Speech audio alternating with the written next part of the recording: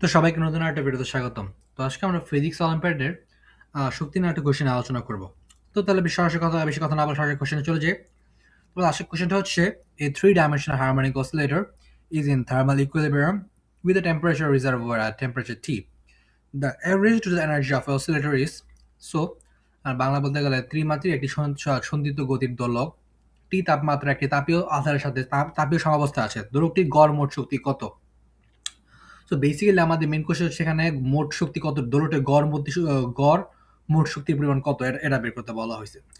তো এই কোশ্চেনটা তেমন কঠিন কিছু না, জাস্ট আমাদের একটা বলতে গেলে আমাদের একটা থিওরেম রিলেটেড কোশ্চেন, অর্থাৎ আমাদের একটা উপপাদ্য আছে ফিজিক্সের সেই সূত্র অনুযায়ী। সেটা কি? সেটা হচ্ছে আমাদের, যদি তোমার নাম শোনা আসো তাহলে সেটা হচ্ছে ইকুইপার্টিশন থিওরেম কিংবা সুপারপজিশন থিওরেম।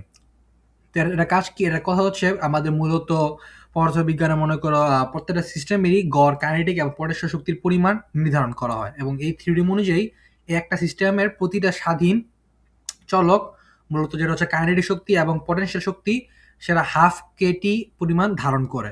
অর্থাৎ প্রতিটা চলক হাফ কেটি পরিমাণ শক্তি ধারণ করে। এবং আমাদের কোয়েশ্চেনে মূলত এটা চাওয়া হয়েছে, এখানে দোলকটির গড় মোট শক্তি কত বলা হয়েছে সেখানে। আর যদি আমাদের প্রতিটা শক্তি, অর্থাৎ একটা অসিলেটর কিংবা একটা সন্তুলিত গতির মাঝখানে যদি মনে করো একবার গতিশক্তি হাফ কিটি প্রদান করে, আবার বিভব শক্তি হাফ কিটি প্রদান করে, তাহলে এরকম মোট কতটা শক্তি আছে এখানে সেটা আমাদের বের করতে বলা হয়েছে। এবং সেটা আমরা কিভাবে বের করবো? সেটা হচ্ছে আমাদের বের করতে হবে থ্রি ডাইমেনশনাল হিসাবে। কারণ ফার্স্টে হাফ কিটি কি হবে? হাফ কিটি আছে অনলি ওয়ান ডাইমেনশনাল, জাস্ট একদিকে বেগ। কিন্তু এখানে যেহেতু থ্রি ডাইমেনশনাল, সে আমাদের এখানে তিন দিক থেকে বিবেচনা করতে হবে।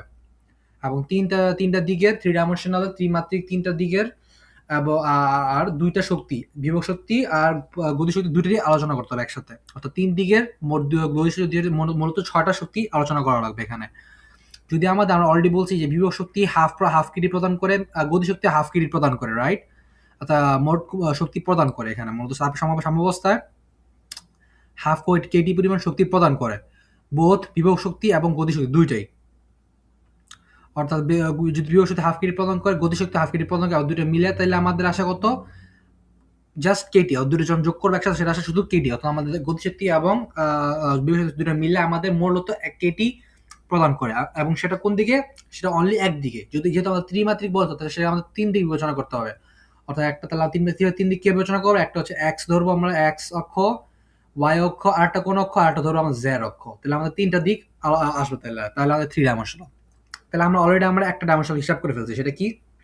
একটা ডাইমেনশনাল বিভব শক্তি আর গতিশক্তি যখন আমি ইউজ করবো, শুধুমাত্র কি থাকবে আমাদের?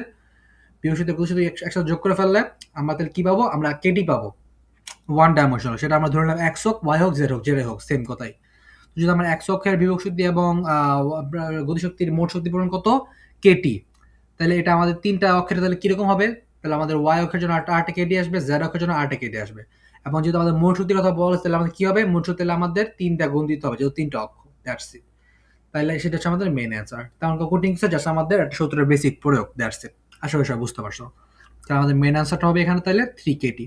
তো মূলত মোট কথা হিসেবে আমাদের একটা সূত্র জানা লাগবে, সেটা হচ্ছে প্রতিটা দোলক মনে করো আমাদের হাফ কেটি পরিমাণ বিভব শক্তি এবং গতিশক্তি হাফ কেটি পরিমাণ শক্তি প্রদান করে। এবং তাদের যোগফল হচ্ছে কেটি, দুইটা মিলে, যে কোনো এক অক্ষে। That's it. এবং তিনটা অক্ষে হলে তখন 3 কেটি। As simple as that. আশা করি সবাই বুঝতে পারছো। যদি ভালো লাগে তাহলে ভিডিওতে লাইক দিও, আবার নতুন ভিডিও ট্রাই করো। That's it.